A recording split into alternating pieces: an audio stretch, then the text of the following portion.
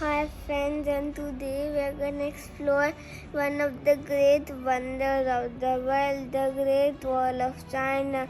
The Great Wall of China is a truly an incredible structure with a fascinating history.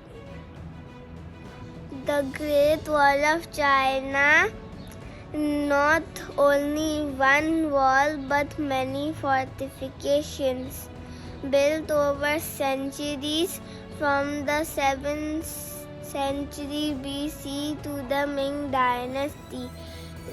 It's built mainly for defense against northern invaders. The Great Wall of China is over 21,000 kilometers total in length.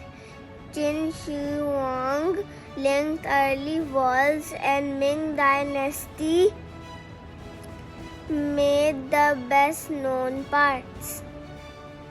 It is one of the UNESCO World Heritage Sites, not visible from the moon despite being a common misconception. It is a major symbol of China and famous legends are associated with it. That's it for today's video. I hope you guys liked it. Well, don't forget to like, subscribe and share my channel with others. See you next time.